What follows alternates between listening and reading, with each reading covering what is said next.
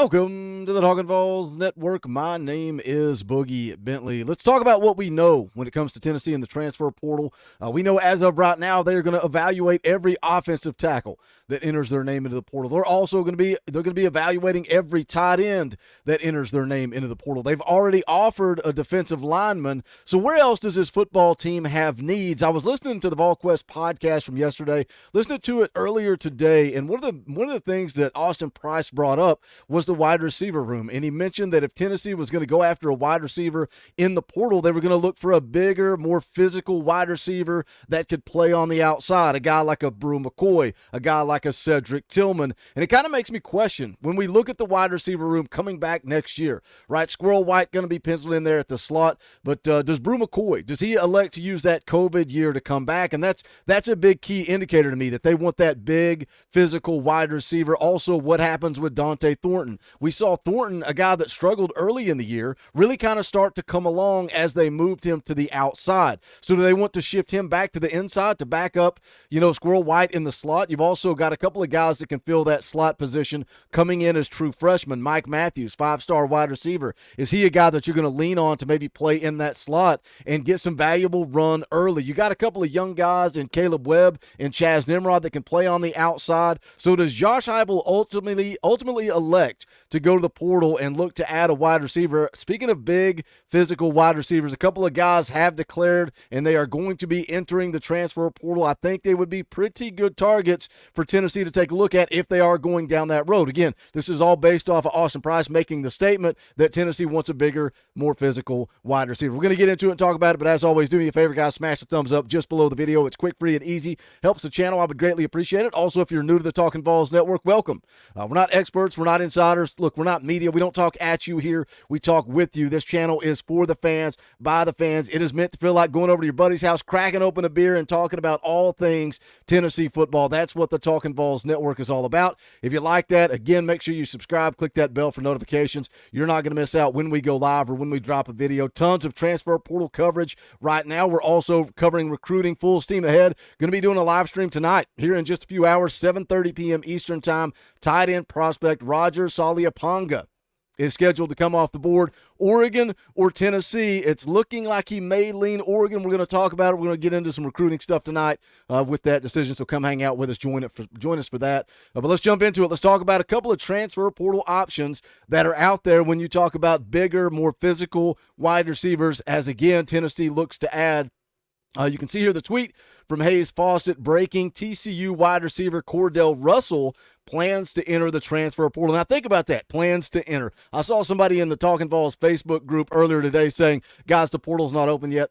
It's not open yet. We can't talk about this yet. Guys, it doesn't matter if the portal's not open yet. It's still a few days away. December 4th is when it officially opens, but all these names are planning to enter the portal, and that's what Cordell Russell is planning to do. Here's what I like.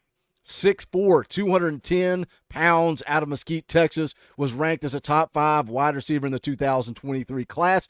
Something else I like, 4 years of eligibility. Now, Cordell Russell is a guy that Tennessee did offer coming out of high school. Didn't get a whole lot of play this year at TCU. He did play in 3 games, but did not register any stats, didn't make any catches. But again, coming out of high school, he was a pretty big prospect, 4-star wide receiver, top 100 player according to the On3 industry rankings. Scouting report from 247 Sports.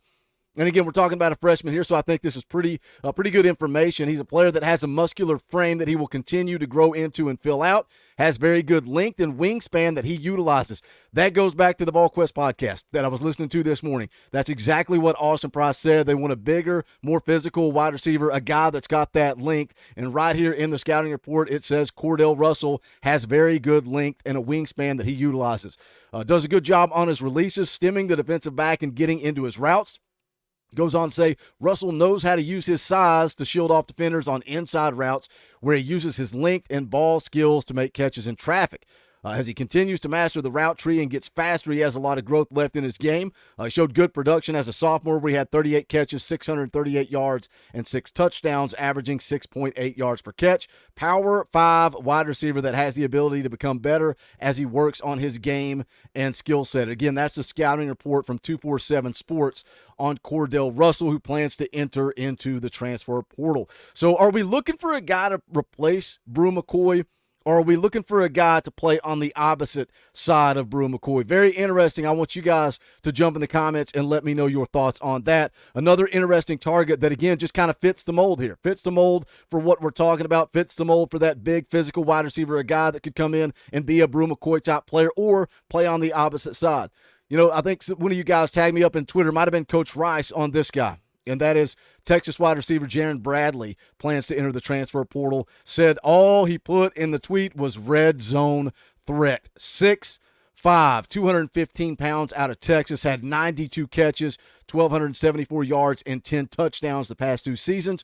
Also will have 2 years of eligibility left. Now, he was a 3-star prospect coming out of high school.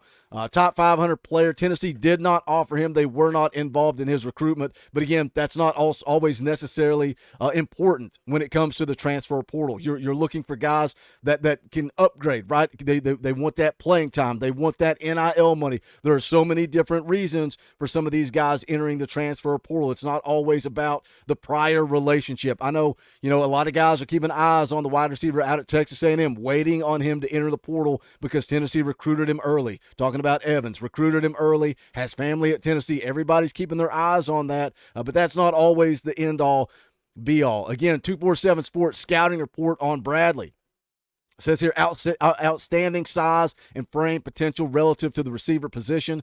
Owns college-ready size with physical ceiling to be a match-up nightmare, particularly in the red zone. Does anybody know where the Tennessee Volunteers struggled in 2023? Oh, that's right. That would be in the red zone. 74th in red zone efficiency. They struggled. They need a threat. They need a guy that they can go down there and let Nico throw up a 50-50 ball and let him go get it, and I think Jiren Bradley could be that guy.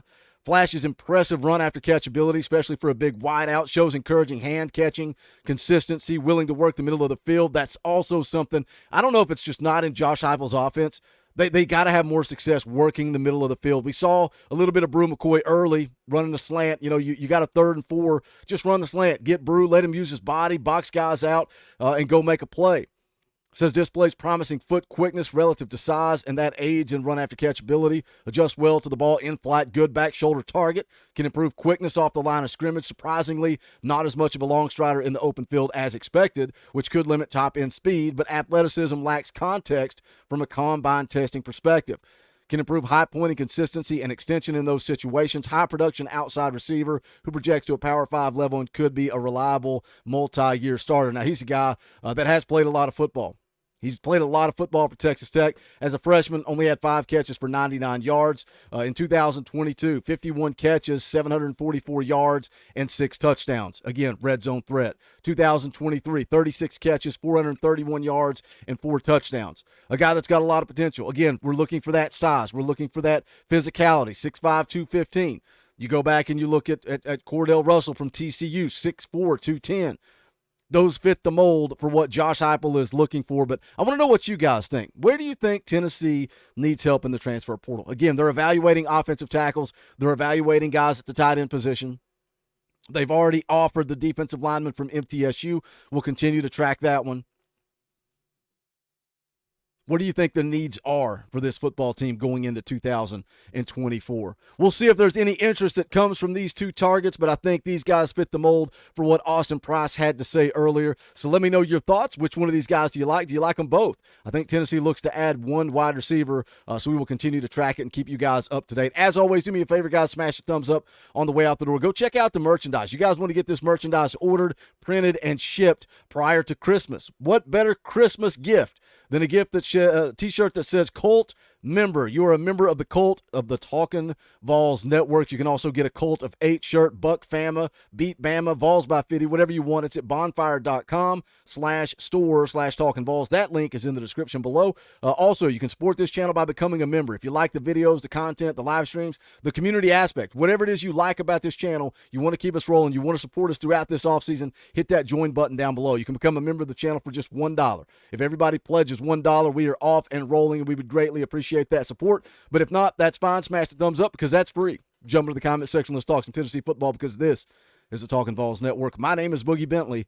Go Big Orange.